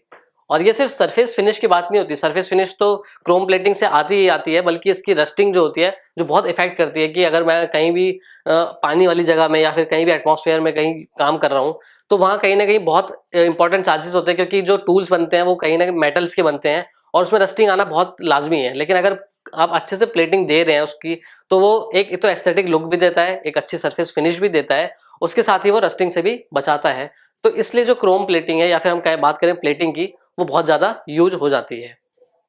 इसके साथ ही जो क्रोम प्लेटिंग होता है वो हमारे सेफ्टी लेयर भी एक तरीके से एक्ट करता है, क्योंकि हमारे पास अगर मैं मान लीजिए कोई भी टूल या फिर कोई भी चीज़ को मैं अगर सामने रख देता हूँ, फॉर एग्जांपल आप बाइसाइकिल्स होती हैं, बाइसाइकिल्स के जो रिम्स होते हैं और उसमें जो स्पोक्स लगे होते हैं वो भी प्लेटिंग करी जाती है। और अगर वो प्लेटिंग नहीं करी, क्योंकि आप साइकिल को भी रख रहे हैं बाहर एटमॉस्फेयर में रख रहे हैं, तो आप देखेंगे कि जो अगर जो साइकिल का ये जो स्पोक्स होते हैं, अगर आपने इनको बाहर ही रखा हुआ है साइकिल को, तो आप देखते हैं अगर लंबे टाइम तक आपने रखा हुआ है तो कहीं ना कहीं इसमें क्या होता है, जंग लगने लगता है और इसमें रस्टिंग आने लगती है। तो वो इफेक्ट होता है क्योंकि आपने अच्छे से प्लेटिंग नहीं कर रही है उसकी, और वो कहीं ना कहीं एक चीप प्लेटिंग हुई होगी या फिर बहुत लोकल जो प्लेटिंग कहते हैं उसको हुई होगी। इसके अलावा अगर हम बात करूँ, ये रस्टिंग से भी अवॉइड करता है, जैसे कि मैंने बात करी थी। और जो एब्रेशंस होते हैं या फिर डिफरेंट डिफरेंट जब धूल धक्कड़ और जो पार्टिकल्स होते हैं वो भी कहीं ना कहीं चिपक जाते हैं, और उससे क्या होता है कि इफेक्ट करता है उसकी लाइफ को, और जो उसकी शेल्फ लाइफ होती है वो कहीं ना कहीं इंप्रूव नहीं हो पाती। तो इसलिए जो प्लेटिंग की जो प्रोसेस है वो बहुत इंपॉर्टेंट हो जाती है अगर आप मेटल से बात कर रहे हैं या फिर कोई भी ऐसी चीज़ जो आप रिलेटेड बात कर रहे हैं जो कि मेटल से काम करती है, और वो अगर आप उसमें प्लेटिंग अच्छी नहीं चढ़ा रहे तो वो कहीं ना कहीं आपके इफेक्ट करेगी आपके बिजनेस को भी। तो इसलिए आप क्रोम प्लेटिंग का बिजनेस स्टार्ट कर सकते हैं, उसके डिफरेंट डिफरेंट आप एस्पेक्ट्स होते हैं। और अगर मैं बात करूं कि जो इसकी लाइफ, जैसे मैंने बात करा था, जो सरफेस लाइफ होती है उसको वो बढ़ाता है। इसके साथ ही जो टेक्निक यूज होती है, इलेक्ट्रोप्लेटिंग एक टेक्निक होती है। जैसे कि अगर मैं बात करूं कि किस तरीके से हम इसको परत चढ़ाते हैं, मान लीजिए मेरे पास एक नाइफ है और इस नाइफ में मेरे को एक प्लेटिंग करवानी है अच्छे से, या फिर मैं बात करूं स्पून है, स्पून पे भी अगर मेरे को प्लेटिंग करवानी है, क्योंकि इन सब पे प्लेटिंग होती है, और उसको प्लेटिंग कराने का एक तरीका होता है जिसको हम कहते हैं इलेक्ट्रो प्लेटिंग। और कोई सी भी प्लेटिंग होती है, जनरली जो प्रोसेस होता है वो यही प्रोसेस होता है इलेक्ट्रो प्लेटिंग का, जो हम बात करेंगे किस तरीके से इलेक्ट्रो प्लेटिंग करी जाती है। यहाँ पे भी आप देख सकते हैं, ये अगर मान लीजिए जो हमारे पास एक टूल है, इस पर भी इलेक्ट्रो प्लेटिंग करी हुई है, क्योंकि इतना शाइनिंग और इतना जो हमें रस्टिंग से बचाना होता है डिफरेंट डिफरेंट। वो भी आप देख सकते हैं कि ये इलेक्ट्रोप्लेटिंग प्रोसेस से करा जाता है और इस तरीके से हम इलेक्ट्रोप्लेटिंग को यूज करते हैं और अपने जो भी हम मेटल से डील कर रहे हैं उसमें इलेक्ट्रोप्लेटिंग का यूज करते हैं। और इलेक्ट्रोप्लेटिंग आखिर होता क्या है, उसको समझते कैसे हैं, वो भी हम देखेंगे। सबसे पहले इसकी अगर डिमांड की बात करें तो डिमांड क्या होता है कि बहुत सारी इंडस्ट्री, जैसे जैसे मैं बात कर रहा हूँ कि डिफरेंट डिफरेंट इंडस्ट्रीज जो है मेटल एलॉय को लेके काम कर रही है, नए नए व्हीकल्स आ रहे हैं, नए नए, अगर मैं बात करूँ ईवी की, इलेक्ट्रिक चार्जिंग स्टेशन की, वहां पे भी जो भी अगर हम बॉक्स भी बना रहे हैं उसमें भी प्लेटिंग करते हैं ताकि जो रस्टिंग ना आए, उसकी जो फंक्शनिंग होती है वो पूरी अच्छे तरीके से हो। जो एमसीबी बोर्ड्स होते हैं, जो साइकिल के हॉब्स या फिर मैं बात करूँ स्पोक्स होते हैं, जो भी अगर ऑटोमोबाइल की, अगर हम एक ऑटोमोबाइल के सेक्टर लें उसमें इतने कंपोनेंट्स लगते हैं, उसकी भी इलेक्ट्रोप्लेटिंग करी जाती है। तो अगर आप किसी एक सेक्टर को भी अगर हिट कर रहे हैं, टारगेट कर रहे हैं, तो आप उसमें बहुत अच्छा इंप्रूव कर सकते हैं। इसी के साथ मैं बात करूं कि मोस्ट ऑफ द इंडस्ट्री, जैसे मैंने बात करी थी, आउटसोर्स करती है इलेक्ट्रोप्लेटिंग को, क्योंकि इलेक्ट्रोप्लेटिंग के लिए एक सफिशिएंट स्पेस रिक्वायर्ड होता है। उसमें क्या होता है, डिफरेंट डिफरेंट बाथ टब्स होते हैं जिसमें कि हम जो हमारा जो कंपोनेंट जिसमें इलेक्ट्रोप्लेटिंग करना है उसको हम डिप करते हैं, फिर निकालते हैं, फिर दूसरा टब चाहिए होता है और इसको एक स्पेसिफिक टाइम से और स्पेसिफिक केमिकल से वो सारे प्रोसेस कैरी आउट करे जाते हैं। तो इसलिए क्या करते हैं कि लोग जो होते हैं, मैन्युफैक्चरर जो होते हैं, वो आउटसोर्स करते हैं और आप इसको अपॉर्चुनिटी को ले सकते हैं, ग्रैब कर सकते हैं और अपना एक खुद का इलेक्ट्रोप्लेटिंग जो यूनिट है वो तैयार कर सकते हैं और डिफरेंट डिफरेंट मेटल्स को आप अच्छे से इलेक्ट्रोप्लेट करके आगे सप्लाई कर सकते हैं। अब मैं बात करूं कि different different types of coating भी करी जाती है, जैसे जिंक हो गया, कॉपर हो गया, गोल्ड हो गया, आप सब लोगों ने यूज करा होगा। जैसे स्पून्स को भी आप यूज करते हैं, स्टेनलेस स्टील का होता है, उसमें भी प्लेटिंग करी जाती है, कोई चमकदार होता है। और डिफरेंट डिफरेंट डेकोर आइटम्स जो होते हैं, वेसेस जो होते हैं डिफरेंट, या फिर शैंडलियर्स जो होते हैं, उन सब पे भी इलेक्ट्रोप्लेटिंग करी जाती है। जो भी आप देखते हैं कि डिफरेंट डिफरेंट जो हम ऑर्नामेंट्स होते हैं उनमें भी इलेक्ट्रोप्लेटिंग करी जाती है, ज्वेलरीज होती हैं उन सब में ये सारी चीज होती है। तो आप बहुत से अपॉर्चुनिटीज है इसको, और किसी भी एक सेक्टर में आप धीरे से अगर आप स्टार्ट करते हैं और फिर डिफरेंट डिफरेंट आप मल्टी सेक्टर्स में को भी हिट कर सकते हैं, वहां से आप पूरी इलेक्ट्रोप्लेटिंग बिजनेस को आप अपने ग्रो कर सकते हैं। अब जैसे मैंने बात कर रहा था इलेक्ट्रोप्लेटिंग की, हमने बहुत नाम सुन लिया इलेक्ट्रोप्लेटिंग का, लेकिन आखिर होता क्या है और क्या काम होता है। बेसिकली जो इलेक्ट्रोप्लेटिंग होता है उसमें मैं एग्जांपल लेता हूँ एक तरीके से। जो मेन हमारे पास होता है तरीका, वो होता है कि एक हमारे पास सॉल्यूशन होता है जिसकी हमें कोटिंग करनी है। मान लीजिए हमारे पास ये स्पून है, इस स्पून पे मेरे को सिल्वर की कोटिंग करनी है। तो मेरे पास जो बैटरी है, सबसे पहले क्या होता है, बैटरी से हम एक एनोड बनाते हैं और एक कैथोड बनाते हैं, जो हम बोलते हैं कि एक तरीके से किसी भी बैटरी का जो होता है पॉजिटिव और नेगेटिव एंड होता है। पॉजिटिव और नेगेटिव एंड, जब हम इलेक्ट्रोप्लेटिंग की बात कर रहे हैं तो जो पॉजिटिव एंड होता है उसको हम एनोड कहते हैं, जो नेगेटिव एंड होता है उसको हम कैथोड कहते हैं, जो प्लस माइनस कहते हैं जिसको। तो जो हमारा जो एनोड होता है, यानी कि जो पॉजिटिव टर्मिनल होता है, वो हमारा होता है वो मटेरियल जिसकी हमें कोटिंग देनी है दूसरे मटेरियल को। और हमारा जो नेगेटिव है, जो हमारा इलेक्ट्रॉन लेता है, वो हमारा वो मटेरियल होता है जिसपे हमें कोटिंग चढ़ानी है। अब क्या होता है, जनरली मैं अगर बात करूं कि नॉर्मली टर्म्स में, ये हमारा सिल्वर है और ये हमारा स्पून है। तो जो सिल्वर है वो अपने जो इलेक्ट्रॉन्स होता है वो इसको ट्रांसफर करता है, और जब वो इलेक्ट्रॉन ट्रांसफर होते हैं तो वो इलेक्ट्रॉन इस पे चिपक जाते हैं और इस तरीके से एक प्लेटिंग हो जाती है, इलेक्ट्रोप्लेटिंग। इसको जिसको हम कहते हैं कि इलेक्ट्रॉन्स की प्लेटिंग, बेसिकली जो इसका मतलब होता है इलेक्ट्रोप्लेटिंग का। क्योंकि इलेक्ट्रॉन्स जो होते हैं वो इधर से उधर जाके अपने जो यहाँ से अगर एक स्पेस, एक जो हमारा एटम इलेक्ट्रॉन होता है वो यहाँ से हटता है और यहाँ पर एक होल क्रिएट होता है, और वहां से हम इसको जो ये स्पेस जो होता है, यहाँ से जो गायब हुआ ये इलेक्ट्रॉन, ये घूम के यहाँ पर आता है। और ये होता कैसे है, एक कंडक्टिंग मीडियम के थ्रू। और कंडक्टिंग मीडियम जो होता है वो हमारा ये सॉल्यूशन होता है, जो जिस टैंक में हमने इलेक्ट्रोप्लेटिंग करनी होती है। तो अगर जैसे मान लीजिए ये सिल्वर की कोटिंग है, तो यहाँ पर हमारे पास सिल्वर का सॉल्यूशन हो गया। क्रोम प्लेटिंग करनी है तो उसका सॉल्यूशन होगा, निकल प्लेटिंग करनी है, जिंक प्लेटिंग करनी है, तो वो सारे हमारे पास बेसिकली क्या होता है, सॉल्यूशंस जो है वो डिफर आउट करते रहेंगे। लेकिन जो एक प्रोसेस है, जो फंक्शनिंग है, वो बेसिकली हमारे पास यही रहती है कि एक हमारे पास बैटरी होती है, उसमें एनोड होता है, कैथोड होता है, और एक जो मटेरियल होता है जिसकी हमें कोटिंग करनी है, दूसरा मटेरियल होता है जिसपे हमें कोटिंग करनी है। और ये हम यहाँ से पूरा कनेक्शन कैरी आउट करते हैं, पूरा कनेक्शन बनाते हैं, और यहाँ से ये इलेक्ट्रॉन्स होता है वो यहाँ से एक पॉइंट से दूसरे पॉइंट पे ट्रांसफर होता है, और इस तरीके से इलेक्ट्रोप्लेटिंग हो जाती है। अब यहाँ पर आप सिल्वर की जगह गोल्ड भी कर सकते हैं, क्रोम भी कर सकते हैं, डिफरेंट डिफरेंट आप जो भी कंपाउंड्स हैं उनको क्रिएट कर सकते हैं, उनको यहाँ पर लगा सकते हैं और यहाँ से ये पूरा ट्रांसफर हो जाएगा। और इस तरीके से पूरा इलेक्ट्रोप्लेटिंग एक कैरी आउट होता है। अब अगर मैं बात करूँ different different types of electroplating, क्योंकि ये जो इलेक्ट्रोप्लेटिंग होती है वो बहुत मल्टीपल टाइप्स की होती है, क्योंकि हमारे पास कोई बड़े बड़े इक्विपमेंट्स होते हैं, उनकी इलेक्ट्रोप्लेटिंग करनी है वो अलग तरीका होता है। कभी छोटे छोटे इक्विपमेंट होते हैं जैसे ज्वेलरीज हो गई, तो उनके लिए क्या होता है कि जो हमारे साथ की कॉन्टिन्यूस प्रोसेस होती है उसमें हम क्या करते हैं, मास प्रोडक्शन में करना होता है इलेक्ट्रो प्लेटिंग, तो उसके लिए अलग से हमें पास सिस्टम बनाया होता है, टाइप्स बनाए जाते हैं।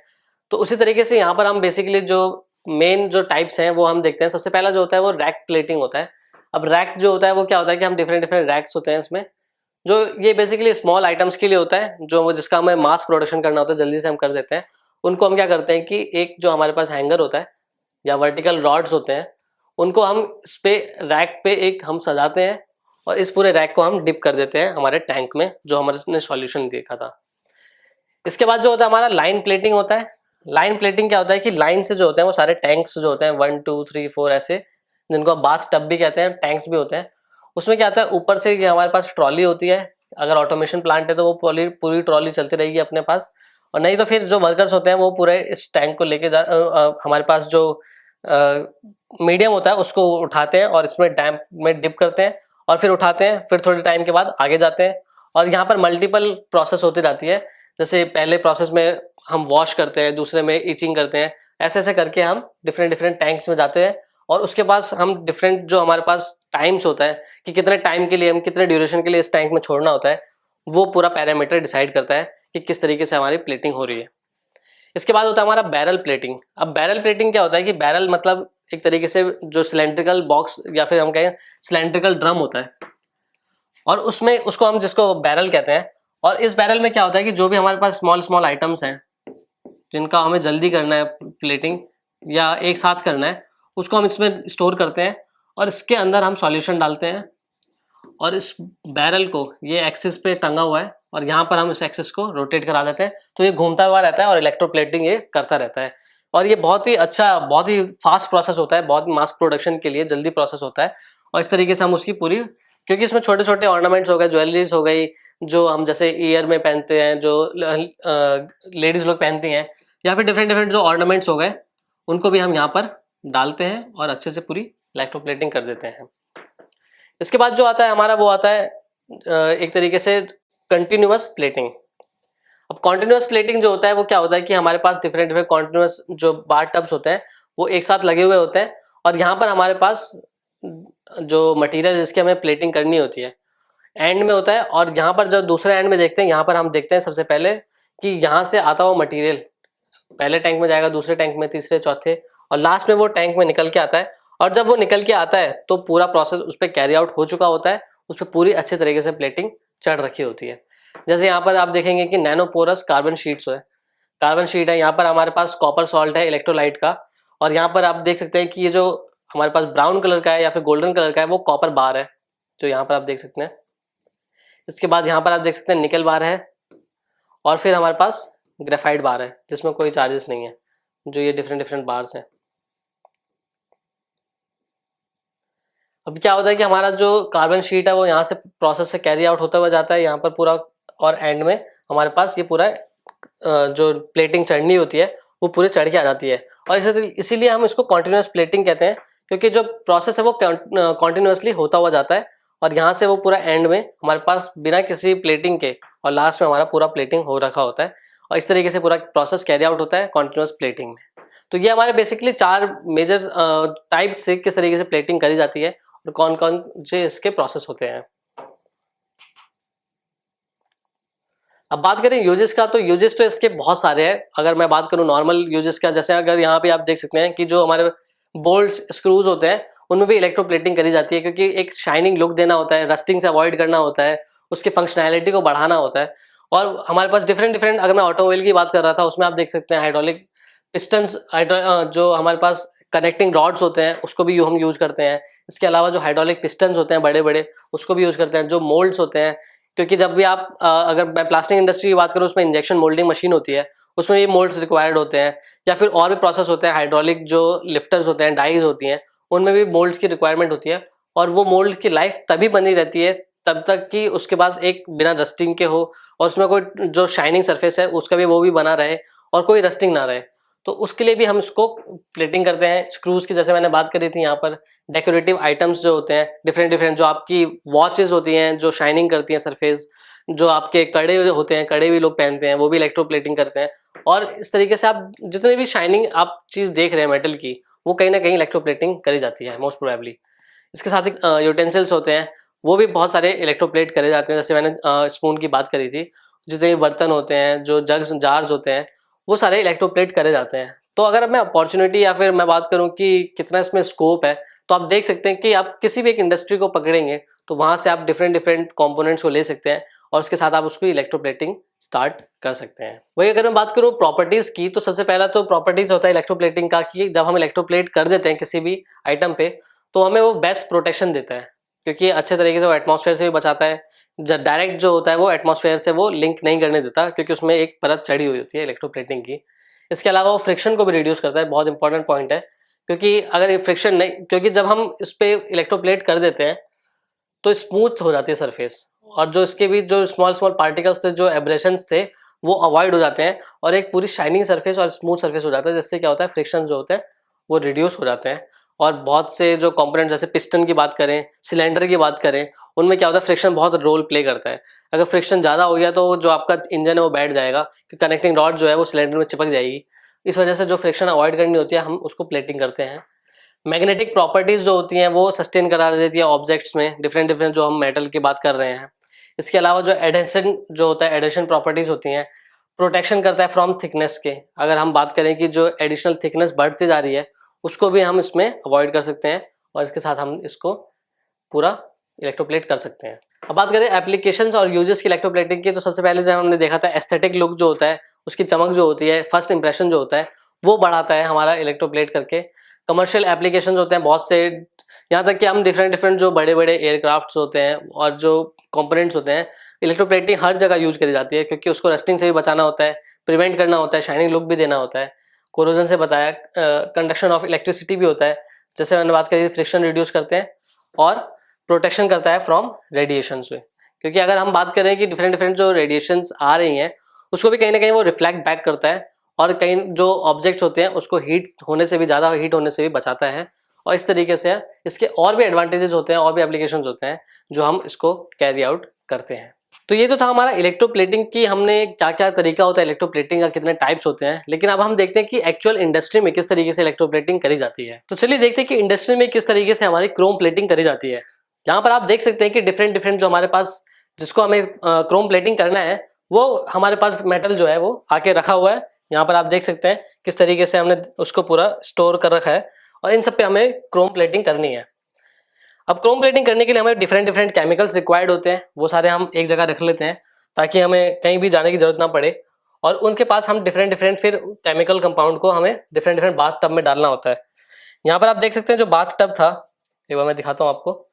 यहाँ पर आप देख सकते हैं पूरा एक लाइन में ये बाथ टब लगे होते हैं डिफरेंट डिफरेंट, और उन पे लेबल्स लगे होते हैं कौन सा वाटर है टैंक, कौन सा डिफरेंट केमिकल कंपाउंड का टैंक है। क्योंकि अगर आप ऊपर से देखेंगे तो क्या होता है कि आपको एक तरीके का ही लगता है सेम, क्योंकि जो कुछ केमिकल्स होते हैं वो कलरलेस होते हैं और वो पता नहीं चलता कि वो पानी है कि केमिकल है। तो आपको पूरा अच्छा तरीका यही होता है कि आप पूरा उसको लेवल आउट कर दें। जैसे यहाँ पर है वाटर टैंक है, आगे एचिंग टैंक होगा, डिफरेंट डिफरेंट टैंक्स होते हैं। तो उसके बाद हम क्या होता है, डिफरेंट डिफरेंट वर्कर्स लगे होते हैं एक लाइन में, अगर उसकी पूरी कॉन्टिन्यूअस हमें इलेक्ट्रोप्लेटिंग करनी होती है, और वो इस तरीके से कैरी आउट होता है। तो सबसे पहले क्या होता है कि हमारे पास जो मेटल आया है उसको हमें क्लीन करना होता है, और उसके लिए हमें क्लीनिंग टैंक में डालना होता है। क्योंकि हमारे पास जो मेटल अभी आया है या फिर जो भी हमारे पास प्रोडक्ट आया है वो डिफरेंट डिफरेंट मशीन प्रोसेस से होके गुजरा है, और उसमें क्या होता है कि डिफरेंट डिफरेंट डर्ट्स होते हैं और कुछ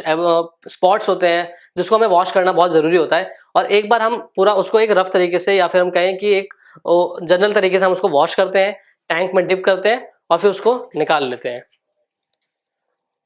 यहाँ पर आप उसको डिफरेंट डिफरेंट सोप से भी यूज कर सकते हैं, और उसको आप एक के बाद एक सोप डाल के फिर उसको वाटर में डाल के उसको आप एक तरीके से धुलाई कर देते हैं, वॉश कर देते हैं।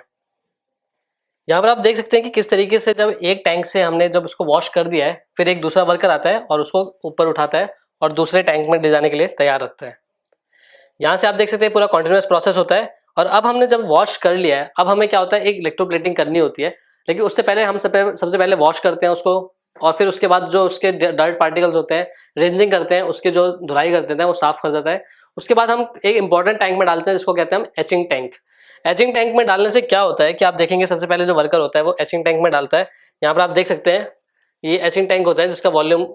जो हमारे टैंक है उसके हिसाब से हो सकता है, जिसमें हम सल्फ्यूरिक एसिड होता है और डीमिनरलाइज्ड वाटर होता है। अब ये क्या करता है कि जो एचिंग जो होता है वो जो सरफेस होता है जो भी हम मेटल ले रहे हैं जो हमारा प्रोडक्ट है उस पर डिफरेंट डिफरेंट एचिंग बना देता है। एचिंग मतलब खुरदुरा थोड़ा बना देता है ताकि जब इलेक्ट्रोप्लेटिंग हो, जब इलेक्ट्रॉन्स उस पर आए तो अच्छे से वो टिक रखें। मतलब कि अगर बहुत ही स्लिपरी सरफेस हुआ तो क्या होगा, इलेक्ट्रोप्लेटिंग जो होगी वो अच्छे से नहीं होगी, चिपकने की नहीं। तो हम उसको चाहते हैं कि थोड़ा उसमें कट्स रहे, उभरा हुआ रहे, ताकि जो इलेक्ट्रोप्लेटिंग हो रही है वो अच्छे तरीके से उसको एब्जॉर्ब कर सके इलेक्ट्रॉन को। इसलिए हम उसको एचिंग टैंक में डालते हैं और एचिंग टैंक में डालने के बाद हम उसको फिर दोबारा से वॉश करते हैं। यहाँ पर आप देख सकते हैं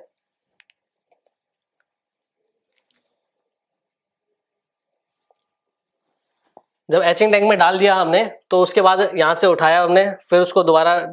एक बार धुलाई करी, वॉश करा और उसके बाद हम उसको आगे वाले एचिंग टैंक में करने के लिए अब हम करते हैं इलेक्ट्रोप्लेटिंग।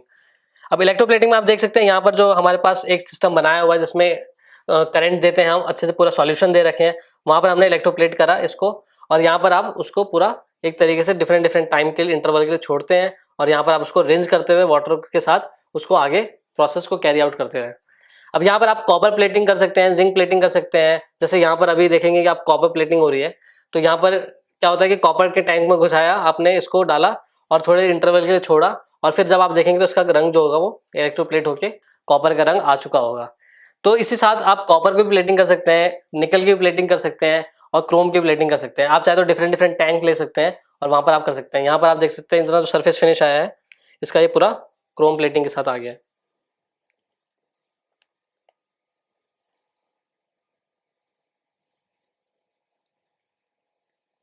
और ये सरफेस फिनिश जो होता है, जो भी हम अगर ट्रॉली की बात करें जैसे कि यहाँ देख रहे हैं शॉपिंग मॉल में जो होती है, वहां पर आप इस पूरे जो भी आप उसको छुएंगे आप उसको फील आउट कर पाएंगे कितना सरफेस जो है स्मूथ है और उसमें रस्टिंग भी नहीं लगती। और इस वजह से जो है वो प्लेटिंग करी जाती है और डिफरेंट डिफरेंट प्लेटिंग कर सकते हैं, चाहे स्टील की करें चाहे क्रोम की, कॉपर की, और उस तरीके से आप पूरा इसको कैरी आउट कर सकते हैं। तो ये सारे प्रोसेस होता है कि आपने अगर मैन्युफैक्चरिंग यूनिट लगाई है या फिर मैं बात करूँ कि आपने इलेक्ट्रोप्लेटिंग की यूनिट लगाई है तो आप उससे एक अच्छा बिजनेस कैरी आउट कर सकते हैं। Different different potential client customers होते हैं उनको भी आप अट्रैक्ट कर सकते हैं और अपने सर्विसेज दे सकते हैं। इसके लिए आपको बस एक जो हमारे पास रिक्वायरमेंट एरिया होता है, डिफरेंट डिफरेंट बाथ टब्स होते हैं, केमिकल्स होते हैं, उसके रिक्वायरमेंट होती है, ट्रेंड वर्कर्स की रिक्वायरमेंट होती है और उसके साथ आप इस बिजनेस को पूरा स्टार्ट कर सकते हैं। तो ये थे हमारे आज के बिजनेस आइडिया। उम्मीद है आपको ये सेशन फायदेमंद साबित हुआ होगा। अब हम जुड़ेंगे जूम सेशन पर जिसका लिंक आपको यूट्यूब चैट बॉक्स में दिया हुआ है। आपको अगर कोई भी क्वेरी हो, कोई भी क्वेश्चन हो तो आप वहां पर पूछ सकते हैं और वहां पर आपको अपने सवालों का जवाब जरूर मिलेगा। Thank you.